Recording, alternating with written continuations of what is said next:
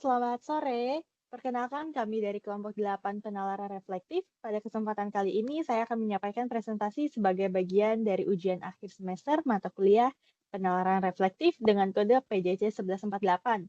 Di sini kelompok kami menjelaskan perihal beberapa poin tentang identifikasi, analisis, evaluasi, klaim, argumen counter, argumen deduktif, induktif, kesesatan pada berita. Dengan judul berita, ada demo buruh hari ini, warga diminta hindari kawasan Monas.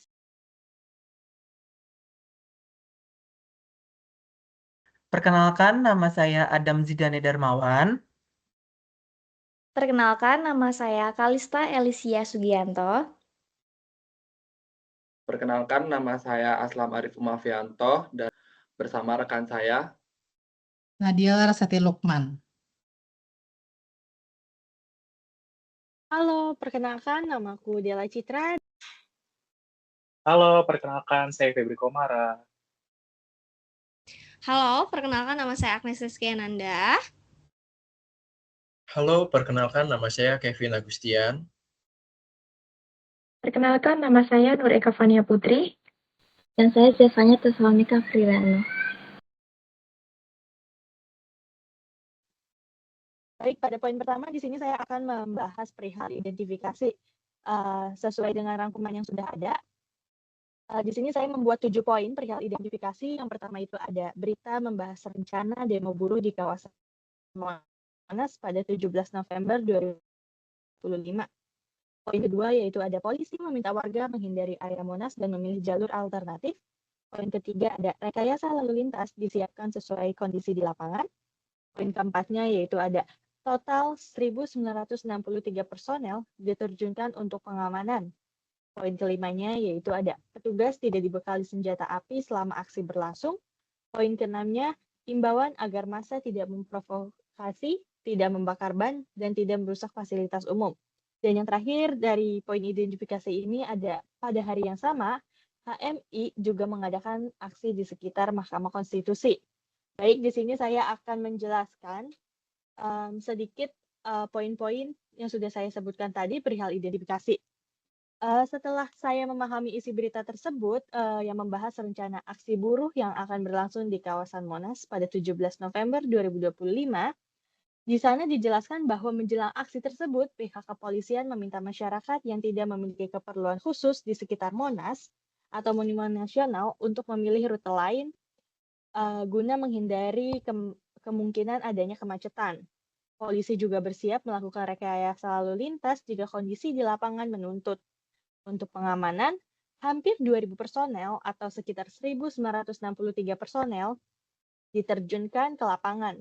Tetapi dengan pendekatan non-responsif, karena mereka tidak membawa senjata api, selain mengatur lalu lintas, kepolisian juga mengimbau peserta dan orator aksi agar tidak memprovokasi massa atau melakukan tindakan yang dapat merusak fasilitas umum. Di akhir berita juga disebutkan bahwa selain aksi buruh, pada hari yang sama juga akan berlangsung demonstrasi dari HMI di sekitar Mahkamah Konstitusi. Untuk bagian analisis dan juga evaluasi akan dijelaskan oleh rekan saya selanjutnya. Boleh kepada Febri Komara, terima kasih. Next slide.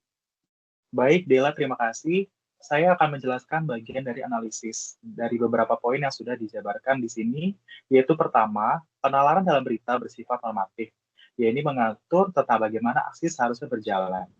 Kedua, argumen dibangun secara induktif karena berdasarkan potensi gangguan, bukan bukti bahwa kerusuhan pasti terjadi.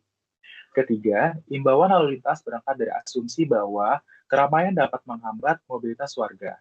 Keempat, larangan provokasi mencerminkan anggapan bahwa konflik bisa muncul dari ucapan orator. Dan terakhir, kebijakan tanpa senjata menunjukkan keyakinan bahwa pendekatan non-represif dapat menenangkan suasana. Dari poin ini, saya dapat menyimpulkan bahwa secara keseluruhan, berita ini membangun penalaran berupa anjuran mengenai bagaimana demonstrasi seharusnya berlangsung. Misalnya, dengan tidak memprovokasi massa, tidak melakukan tindakan rusak, dan menjaga arus lalu lintas tetap terkendali. Penalaran seperti ini termasuk normatif karena berisi petunjuk mengenai tindakan yang dianggap tepat. Selain itu, pola yang digunakan cenderung induktif, yaitu kepolisian mengantisipasi Potensi ketegangan bukan karena ada bukti kerusuhan pada kasus ini, melainkan karena kerumunan massa. Seringkali berisiko menimbulkan gangguan. Ada beberapa asumsi yang tidak dinyatakan secara eksplisit, seperti anggapan bahwa keramaian sudah mudah menimbulkan kemacetan, bahwa provokasi bisa memancing konflik, dan bahwa pendekatan tanpa senjata dapat meredakan suasana. Semua penalaran tersebut berangkat dari kemungkinan-kemungkinan yang masuk akal, tetapi tidak sepenuhnya terjadi pada aksi ini. Next slide, please.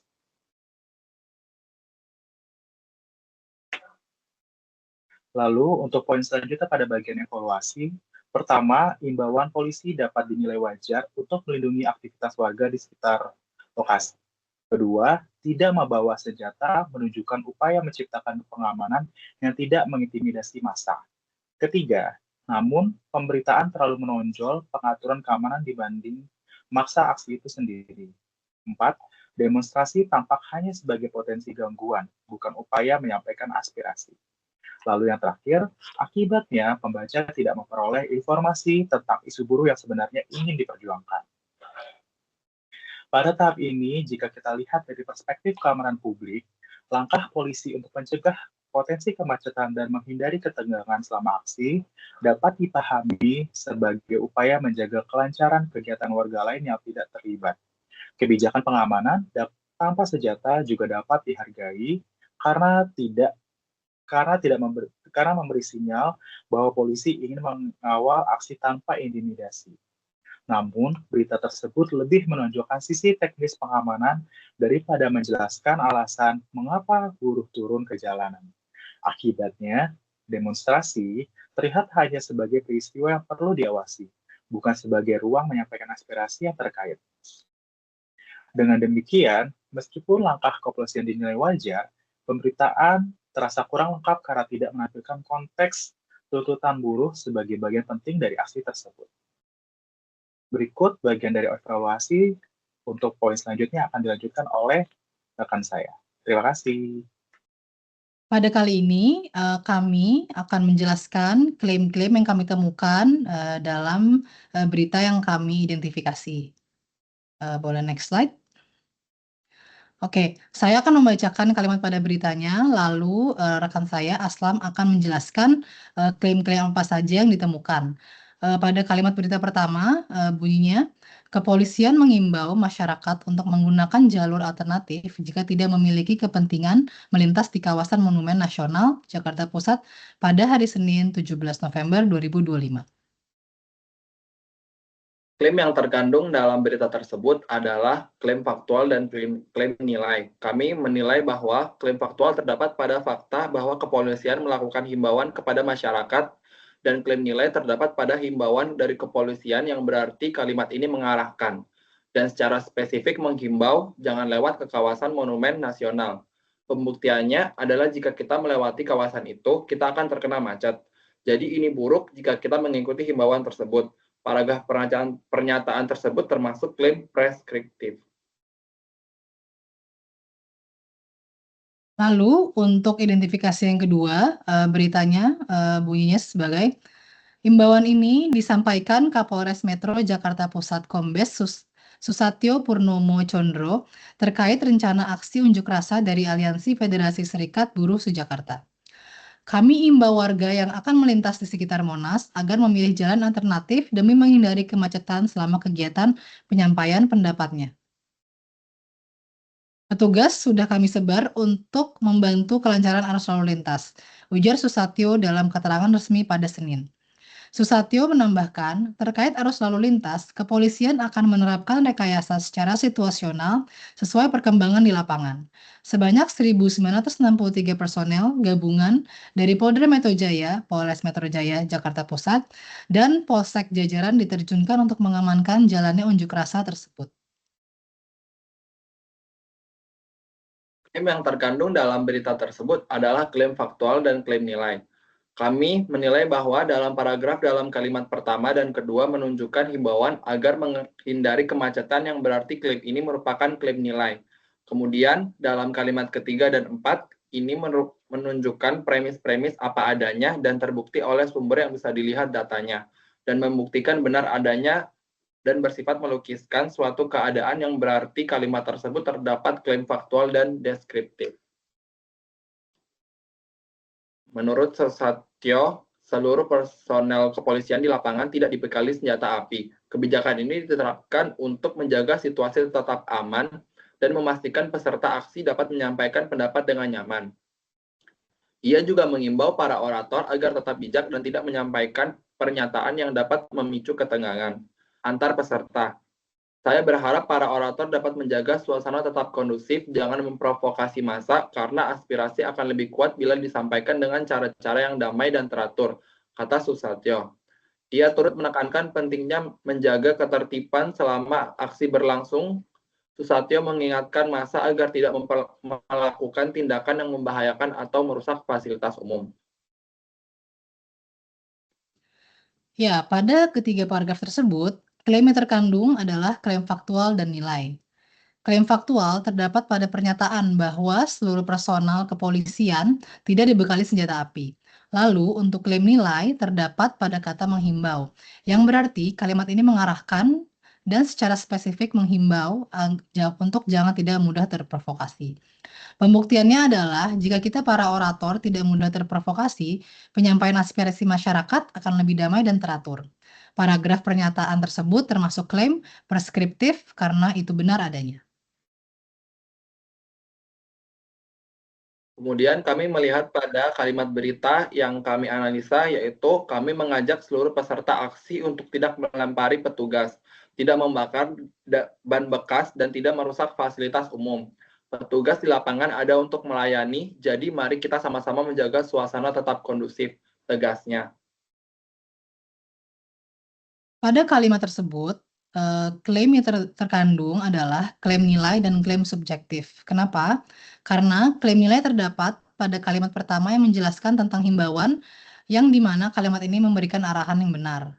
Lalu, klaim subjektif terdapat pada pernyataan yang sebenarnya diutarakan oleh petugas, bukan atas fakta yang terjadi di lapangan.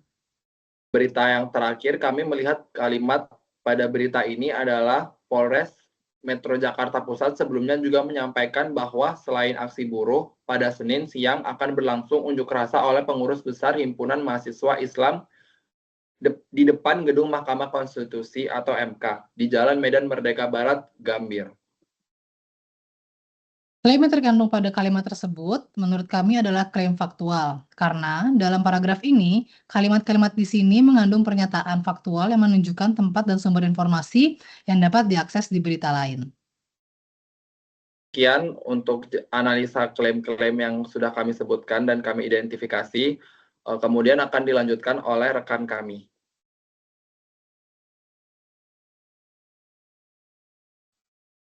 Selanjutnya, pada bagian argumen dan kontrargumen, di berita ada demo buruh hari ini, warga diminta hindari kawasan Monas pada tanggal 17 November 2025 yang diliput oleh kompas.com.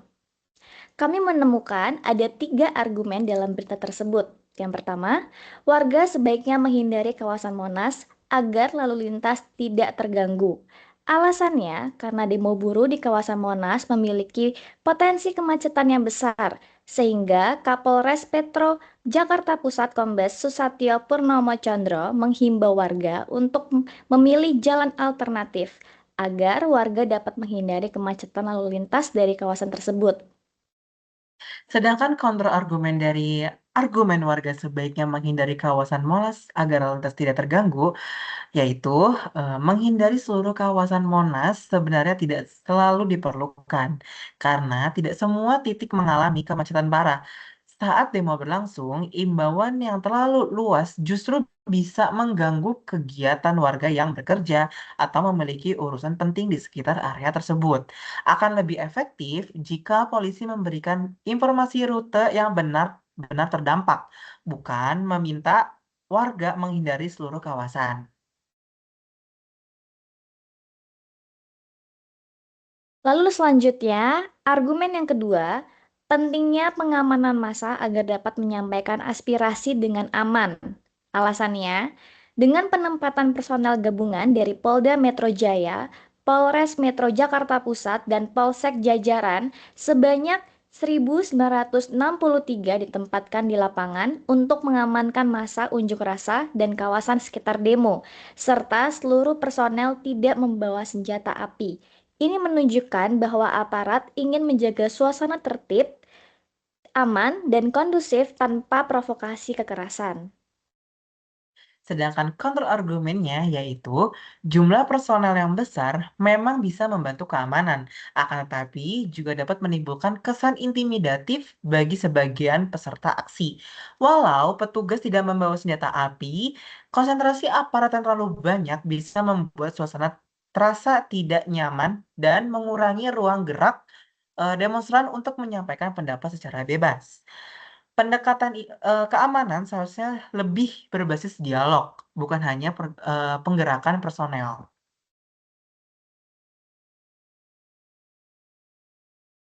Lalu pada argumen yang ketiga, para demonstrasi dapat menjaga suasana tetap kondusif. Alasannya, dengan aksi unjuk rasa buruh ini membuat kemungkinan terjadinya kemacetan lalu lintas dan gangguan. Susatyo Purnomo Condro meminta para demonstrasi untuk menyampaikan aspirasi secara teratur dan tidak terprovokasi hingga membahayakan maupun merusak fasilitas umum. Hal ini dilakukan untuk melindungi hak-hak warga yang tidak ikut serta dalam demonstrasi. Ya, sedangkan kontrargumen yang terakhir yaitu berupa tanggung jawab menjaga kondisi tetap kondusif, bukan hanya berada pada demonstran saja. Aparat juga harus memastikan pendekatannya tidak memicu ketegangan, misalnya dengan menghindari tindakan yang dapat dianggap provokatif. Selain itu, potensi gangguan seperti kemacetan seharusnya bisa diminimalkan dengan manajemen lalu lintas yang lebih baik, bukan hanya dengan menekan demonstran agar tidak membuat keributan.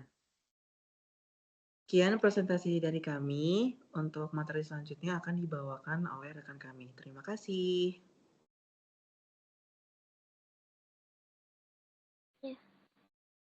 Selanjutnya, pada bagian argumen deduktif.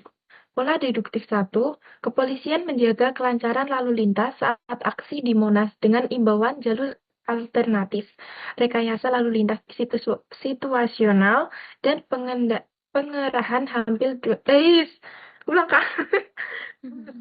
sorry. Selanjutnya, pada bagian argumen deduktif, kepolisian menjaga kelancaran lalu lintas saat aksi di Monas dengan imbauan jalur alternatif, rekayasa lalu lintas situasional, dan pengerahan hampir 2.000 personel. Pernyataan umumnya, kepolisian berupaya menjaga kelancaran arus lalu lintas dan keamanan selama rangkaian aksi unjuk rasa di kawasan Monas. Fakta pendukungnya ada 3, diantaranya polisi mengimbau masyarakat menggunakan jalur alternatif demi menghindari kemacetan. Yang kedua, rekayasa lalu lintas diterapkan secara situasional mengikuti kondisi di lapangan. Dan yang ketiga, hampir 2.000 personel gabungan dikerahkan untuk pengamanan. Pola deduktif yang kedua, keamanan peserta aksi diprioritaskan, personel tidak dibekali senjata api untuk menjaga kondisi kondusif. Kapolres menegaskan kebijakan ini agar massa tidak merasa terintimidasi. Pernyataan umumnya, keamanan peserta aksi menjadi prioritas utama kepolisian. Penjelasannya, seluruh personel di lapangan tidak dibekali senjata api untuk mencegah eskalasi dan menjaga situasi tetap kondusif. Contohnya, Kapolres menegaskan bahwa kebijakan ini bertujuan agar massa aksi dapat menyampaikan pendapat tanpa merasa terintimidasi. Pola deduktif yang ketiga, kedisiplinan penting selama aksi. Tindakan tidak tertib dapat mengganggu keamanan. Kapolres mengimbau massa menghindari provokasi dan menjaga kedamaian. Klaimnya, kepolisian menegaskan pentingnya kedisiplinan dan ketertiban selama aksi berlangsung. Argumen pendukungnya, tindakan tidak tertib seperti pelemparan, pembakaran ban, atau perusakan fasilitas umum dapat mengganggu keamanan bersama. Ilustrasi kasusnya, Kapolres mengimbau peserta aksi untuk menghindari tindakan provokasi dan tetap menjaga suasana damai. Selanjutnya, pola dedukatif 4. Aksi 17 November 2025 berdampak pada mobilitas warga karena lokasi dan waktu aksi buruh dan mahasiswa berdekatan. Polisi mengimbau jalur alternatif dan menetapkan rekayasa lalu lintas. Kesimpulan awalnya, aksi demonstrasi pada 17 November 2025 akan berdampak pada mobilitas warga. Alasannya karena aksi buruh di Monas dan aksi mahasiswa di depan MK berlangsung di waktu dan area yang berdekatan. Detail operasionalnya, karena itu kepolisian melakukan imbauan jalur alternatif dan menerapkan rekayasa lalu lintas untuk meminimalisir gangguan perjalanan. Lalu yang kelima, pola dedukatif 5. Aksi harus damai dan tertib, orator diminta bijak, massa menghindari anarkisme, dan warga diminta menjauhi area Monas. Prinsip umumnya, penyampaian pendapat di muka umum harus dilakukan secara damai dan tidak mengganggu ketertiban umum. Arahan khususnya, orator diminta berbicara bijak, massa diminta menghindari tindakan anarkis, dan warga diminta untuk menghindari area Monas untuk mengurangi kepadatan. Sekian dari kita, selanjutnya akan disampaikan oleh teman kita.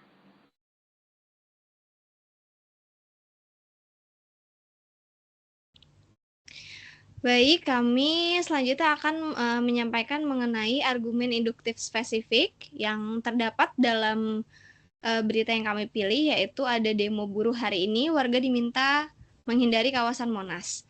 Yang pertama, ada imbauan mengenai pengalihan jalur. Dalam kata, kami imbau warga yang akan melintas di sekitar Monas agar memilih alternatif demi menghindari kemacetan selama kegiatan penyampaian pendapatnya. Pada kalimat tersebut, terdapat kalimat argumen induktif spesifik berdasarkan kejadian khusus di mana aksi unjuk rasa yang berpotensi menimbulkan kemacetan, sehingga warga dihimbau menggunakan jalur alternatif. Lalu yang kedua, ada rekayasa lalu lintas bersifat situasional, di mana dalam kata Susatyo menambahkan, terkait arus lalu lintas, kepolisian akan menerapkan rekayasa secara situasional sesuai perkembangan di lapangan. Pada kalimat tersebut, terdapat kalimat yang berdasarkan pengamatan kondisi di lapangan yang berubah-ubah, sehingga dapat disimpulkan bahwa rekayasa akan menyesuaikan kondisi tersebut. Pada poin ketiga, pengerahan 1.963 personel. Terdapat kata sebanyak 1.963 personel diterjunkan untuk mengamankan jalannya unjuk rasa tersebut.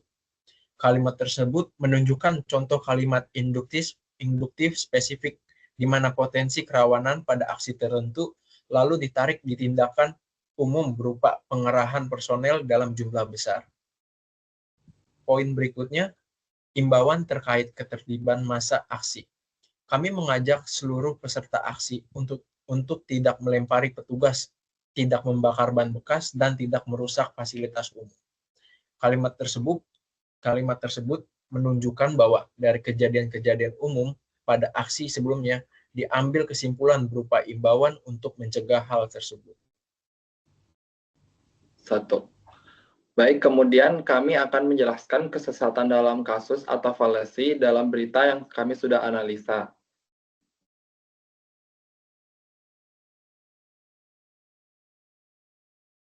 Kemudian untuk kesesatan dalam kasus ini, kalimatnya adalah jika massa tidak diperingatkan untuk tidak memprovokasi, maka pasti akan terjadi kerusuhan. Kalimat ini mengandung argumentasi lereng licin atau slippery slope.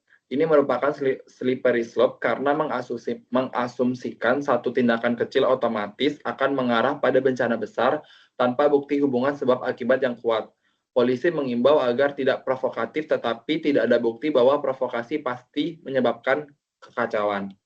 Lalu kemudian akan disampaikan oleh rekan saya. Ya, lalu dalam kalimat kedua, yaitu setiap demo pasti berakhir rusuh, jadi perlu disekat ketat. Ini termasuk argumentasi lereng licin juga atau slippery slope. Ini merupakan slippery slope karena mengandung pola berpikir bahwa satu situasi akan pasti mengarah ke akibat ekstrim, padahal tidak ada kepastian demikian. Ya, selanjutnya akan dilanjutkan oleh rekan saya. Lalu selanjutnya pada bagian kesesatan dalam kasus, ada demo buruh hari ini warga diminta hindari kawasan Monas pada tanggal 17 November 2025 yang diliput oleh kompas.com. Appeal to fear argumentum et baculum. Pertama, potensi muncul ketika himbauan keamanan diartikan sebagai, katanya, jika tidak mengikuti aturan, maka pasti akan terjadi bahaya yang serius.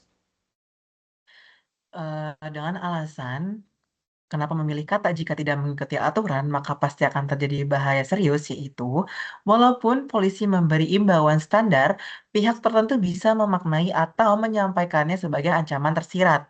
Namun, dalam teks, polisi menegaskan bahwa mereka tidak membawa senjata api, sehingga sebenarnya upaya ini mengurangi kesan ad baculum. Baik, selanjutnya kesesatan dalam kasus nomor 4 yaitu false cause. Misalnya jika seseorang berpendapat dalam kata yang ada di dalam berita, ada demo buruh hari ini, warga diminta menghindari kawasan Monas, yaitu kerumunan macet pasti disebabkan oleh massa buruh yang provokatif.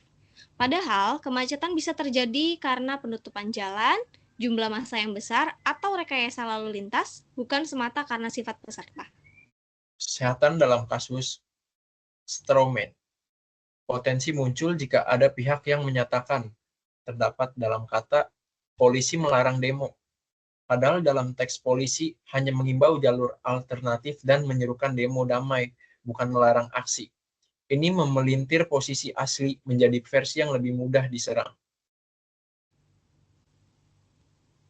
Untuk selanjutnya, ada kesesatan dalam kasus. Lawless language atau emotional language.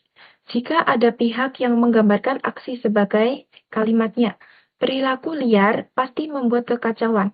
Ini penggunaan bahasa emosional untuk membentuk persepsi negatif tanpa bukti objektif. Dalam teks polisi, justru memakai bahasa yang netral dan preventif. Yang ketujuh, ad hominem. Serangan pada pihak bukan argumen. Dalam aksi konteks sering muncul di luar berita. Kalimatnya buruh itu memang suka bikin rusuh, wajar kalau ditertibkan. Pernyataan tersebut menyerang identitas kelompok, bukan menilai tindakan aktual pada hari tersebut. Walaupun tidak ada dalam teks, ini kesalahan umum dalam wacana aksi massa. Untuk selanjutnya, ada kesesatan dalam kasus. Lawless language atau emotional language. Jika ada pihak yang menggambarkan aksi sebagai kalimatnya, perilaku liar pasti membuat kekacauan. Ini penggunaan bahasa emosional untuk membentuk persepsi negatif tanpa bukti objektif. Dalam teks polisi, justru memakai bahasa yang netral dan preventif. Yang ketujuh, ad hominem. Serangan pada pihak bukan argumen. Dalam aksi konteks sering muncul di luar berita. Kalimatnya buruh itu memang suka bikin rusuh, wajar kalau ditertibkan. Pernyataan tersebut menyerang identitas kelompok, bukan menilai tindakan aktual pada hari tersebut. Walaupun tidak ada dalam teks, ini kesalahan umum dalam wacana aksi massa. Sekian presentasi dari kami, kelompok 8 pada proyek UAS, mata kuliah penalaran efektif, PJJ 1148. Atas perhatiannya kami ucapkan terima kasih.